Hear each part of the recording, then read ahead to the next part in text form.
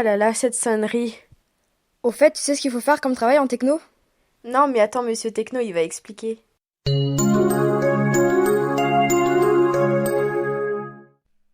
Donc pour créer une présentation, on va sur présentation Impress. Voilà, donc un nouveau type de fichier va s'ouvrir, dans lequel on nous propose de sélectionner un modèle. Si vous voulez utiliser le même modèle que j'ai mis dans mes diapos, vous pouvez prendre celui qui s'appelle plan bleu. Ou bien on peut annuler. En général, quand vous faites des diapos pour la technologie, utilisez plutôt des diapos qui sont vides. Alors voilà à quoi ressemble l'interface quand on arrive dedans. Donc en fait on a trois zones principales pour pouvoir travailler. La première zone dans laquelle on va avoir une colonne pour faire les différentes diapos. La deuxième zone à l'intérieur de laquelle on va composer sa diapo. Et une troisième zone qui est ici à droite dans laquelle on aura des propriétés pour les éléments qui seront sélectionnés à ce moment-là sur la zone principale du milieu de l'écran. Donc on voit par exemple quand la diapositive est sélectionnée, on a déjà quelque chose qui nous propose de faire des mises en page de diapo. Soit des mises en page toutes blanches, soit avec un titre, une zone de texte, un titre avec deux zones de texte. Bref, on peut choisir un petit peu ce que l'on veut. Donc par exemple, faisons une diapo avec simplement un titre, que je vais appeler diapo 1. Au passage, là, cette fois-ci, c'est la zone de texte qui est sélectionnée, donc là autour. Si je veux, je peux sélectionner ce texte-là et aller changer des caractéristiques ici à droite de l'écran. Par exemple, aligner à gauche, aligner à droite, centrer, changer la taille de la police, changer la police de caractère, changer la couleur. Voilà. Donc en cliquant sur les cadres, on a accès à différentes propriétés. Maintenant, si on veut rajouter une deuxième diapositive, on va dans la colonne de gauche, on fait un clic droit, puis nouvelle diapo. Donc on a une nouvelle diapositive qui apparaît, dans laquelle, si on souhaite, on peut changer également sa mise en page. Donc par exemple, simplement un texte centré. Moi je vais appeler ça diapo numéro 2. Tiens, je vais le mettre d'une autre couleur. En rouge et en très grand. Il y a quelque chose d'intéressant, c'est qu'on est capable de copier-coller des diapos. Vous voyez, la diapo numéro 2, elle est sélectionnée. Je peux très bien aller sur le menu qui s'appelle copier et aller sur le menu qui s'appelle coller. Donc j'ai collé ma diapo à l'identique. Maintenant, évidemment, si je fais une modification dans une diapositive, ça ne se répercute pas dans l'autre. Autre fonctionnalité qui est intéressante, si on regarde bien, déjà ma première diapo elle s'appelle diapo 1, la deuxième s'appelle diapo 3, c'est pas très logique, la troisième s'appelle diapo 2. On a la possibilité de prendre n'importe quelle diapositive et de la glisser à l'endroit que l'on souhaite. Donc c'est très facile de réorganiser les diapos comme vous le souhaitez. Comment enregistrer ce diaporama? On va dans le menu fichier, puis ensuite on descend sur enregistrer sous. Enfin, on navigue dans les possibilités qui sont données sur l'ordinateur, donc soit sur le bureau si on le souhaite, soit dans mes documents, mais c'est pas toujours très pratique, ou par exemple dans ma clé USB. Par exemple, je peux l'enregistrer dans ma clé USB, et là je vais lui donner un vrai nom. Par exemple, mon diapo. Et on enregistre. Au passage, on remarque que le nom du fichier a bien changé. Et si on veut retrouver ce diaporama, on va dans son ordinateur, on cherche sa clé USB, et dedans, on va bien retrouver ce fichier qui s'appelle mon diapo. Donc désormais, tout ce que je ferai là-dedans, dans ce diaporama-là, sera enregistré dans ma clé USB. Comment afficher un diaporama? Alors la possibilité la plus simple, ça consiste à utiliser la touche F5 du clavier. On appuie dessus, et donc ça met le diaporama en plein écran. Comment quitter son diaporama? Là encore, c'est sur le clavier, c'est la touche échappe tout en haut à gauche. Une autre possibilité de pouvoir le démarrer, c'est d'aller dans diaporama, démarrer à la première diapo. Si on le souhaite également, on peut démarrer le diaporama sur une diapo bien particulière. Par exemple, si je voulais regarder juste ce que donne la diapo numéro 3, je fais diaporama démarrer à la diapo active. Alors je vais copier-coller la dernière diapo pour en faire plusieurs qui soient sur le même modèle. Alors les diapos 4, 5, 6, 7.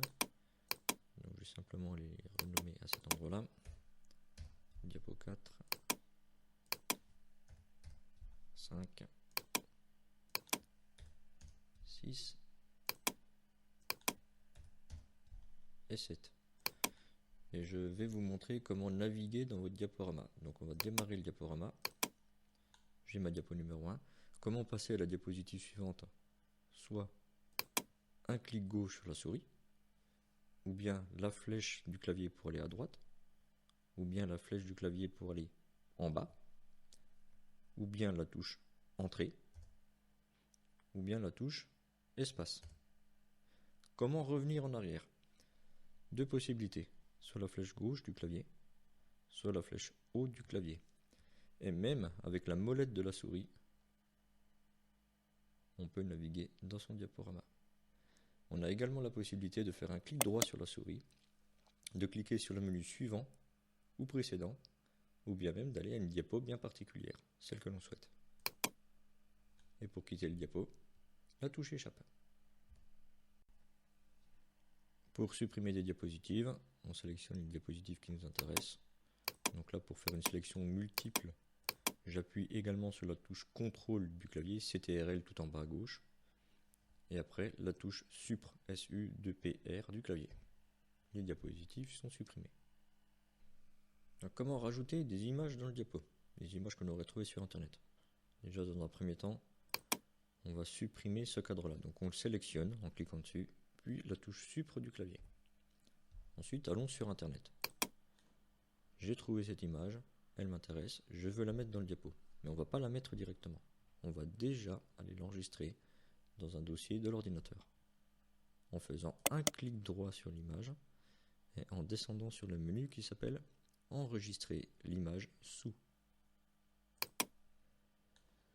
On nous propose donc différents endroits dans lesquels on pourrait enregistrer l'image. Donc on pourrait la mettre sur le bureau, on pourrait la mettre dans le dossier téléchargement. Moi par exemple, je vais décider de la mettre dans ma clé USB. Dans ma clé USB, pour l'instant, a priori, à part le diaporama, j'ai rien d'autre. Je vais faire un nouveau dossier que je vais appeler Image. Puis je vais dans ce dossier. Au passage, on va changer le nom de cette image parce que là, il est un petit peu bête. On ne comprend pas ce que ça dit. Donc par exemple, image chien. Donc l'image chien s'est téléchargée et c'est enregistré dans ma clé USB. Si je vais dans ma clé USB, à cet endroit-là, je vais donc retrouver le dossier image que j'ai créé et mon image de chien. Que voici. Alors, on ne la prend pas directement de cet endroit-là, ça ne marche pas. On referme l'affichage de l'image. Ensuite, on prend le fichier qui est l'image de chien, on la fait glisser, on l'amène dans LibreOffice et on la lâche à cet endroit-là. Voilà comment on met une image dans un diaporama. Comment retravailler cette image? Alors déjà, on a des poignées qui nous permettent de redimensionner l'image ou de la déplacer. Alors on évite de prendre les poignées qui sont ici, parce que sinon on déforme. Si on fait ça, on annule. On a également la possibilité de recadrer proprement cette image-là, avec un clic droit sur l'image, et on va sur Rogner. On peut donc utiliser les différents outils de rognage pour recadrer l'image comme on le veut. L'image une fois rognée, on peut de nouveau la déplacer, l'agrandir, la diminuer et la positionner là où on veut sur notre diaporama. Alors une autre chose que l'on fait quand on est sur internet et qu'on va chercher des images qui ne sont pas forcément libres de droit, alors normalement on ne devrait pas en faire une exploitation, mais dans le cadre d'un diaporama qu'on fait dans une salle de classe, il n'y a pas d'exploitation commerciale. Le minimum, ce sera au moins de citer ses sources. Donc on va faire une nouvelle diapo, tout à la fin, dans laquelle on va indiquer les sources avec lesquelles on a travaillé. Pour savoir la source de l'image du chien que j'ai à cet endroit-là, je retourne sur internet et je vois que on vient d'un site qui s'appelle https://cdnfuturascience.com. On va s'arrêter à cet endroit-là. Donc allons sur le site internet. Et tout en haut, on va simplement récupérer le nom du site internet. Donc je sélectionne ce texte-là, je copie, je vais dans mes sources, je colle. Comme ça, j'ai cité la source de mon image. Comment rajouter des outils de dessin, par exemple pour faire une frise chronologique? Créons une nouvelle diapo, que je vais remonter un petit peu plus haut pour réorganiser. Normalement, on fait les sources tout à la fin. Je suis dans cette diapositive-là, la numéro 2, et je vais faire en sorte que ce soit une diapositive totalement vide. Pour pouvoir dessiner des éléments, en haut, normalement, on a une barre d'outils qui s'appelle la barre d'outils dessin. Alors, si jamais elle n'apparaît pas, vous allez dans le menu qui s'appelle affichage, vous cherchez le menu qui s'appelle barre d'outils, et vous cochez la barre d'outils qui s'appelle dessin. J'en profite au passage pour vous dire que si jamais vous n'avez pas les diapositives à gauche, vous allez dans le menu affichage et vous cliquez sur volet diapo. Il faut activer le volet diapo. Si jamais c'est le volet de droite qui a disparu, vous allez de nouveau dans affichage et vous cliquez sur ce qui s'appelle le volet latéral jusqu'à l'afficher. Donc, je veux créer par exemple une frise chronologique. Comment puis-je faire? Je vais aller chercher des outils de dessin pour pouvoir faire des flèches. Par exemple, la première flèche qui est donnée ici. Et je vais tracer un axe horizontal que je peux déplacer si besoin. Alors, à droite, on a les propriétés de cette flèche, en particulier la couleur de la flèche et l'épaisseur de la ligne.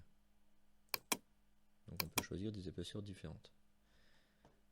Ensuite, pour positionner d'autres éléments de la frise chronologique, on peut choisir de faire des petites flèches verticales à certains endroits en mettant une couleur. On peut également copier-coller des éléments. Par exemple ici, cette flèche-là, je peux la copier, puis la coller. Une fois qu'elle est collée, si je veux, je peux la remodifier.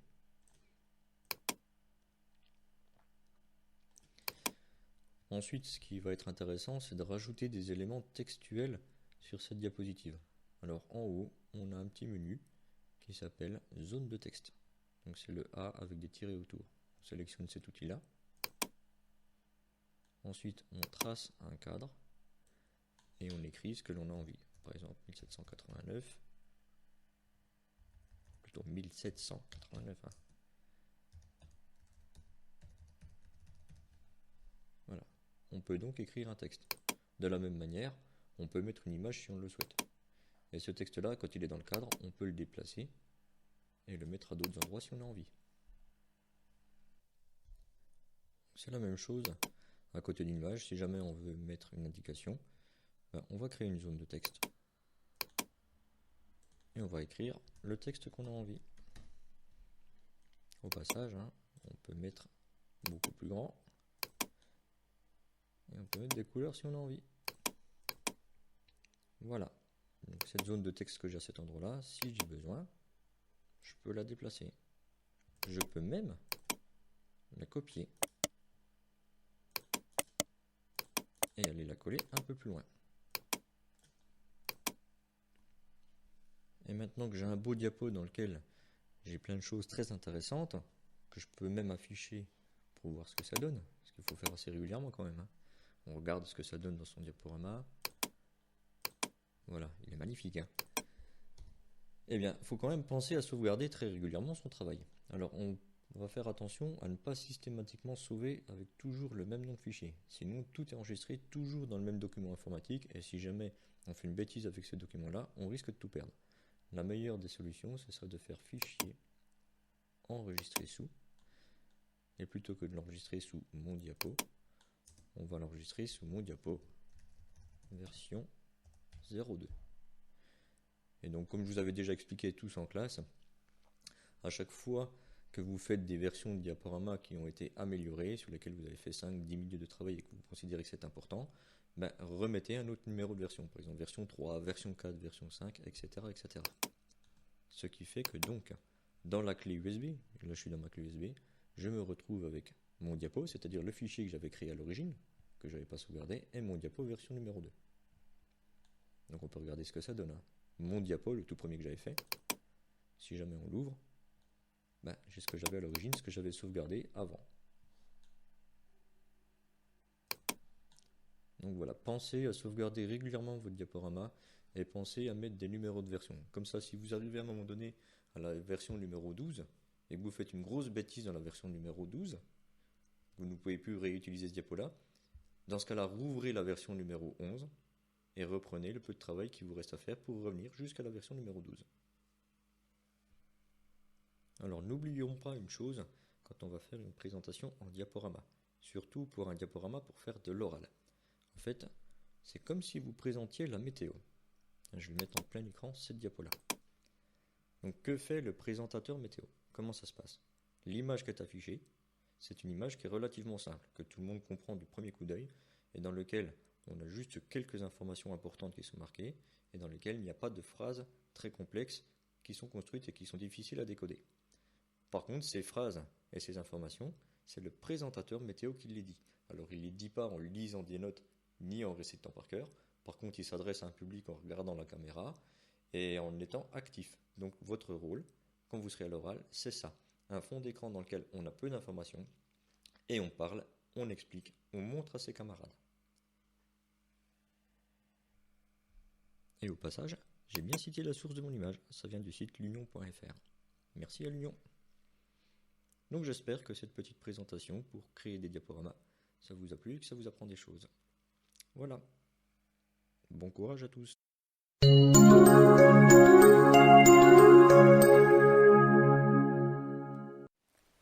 Ah bah c'est déjà fini?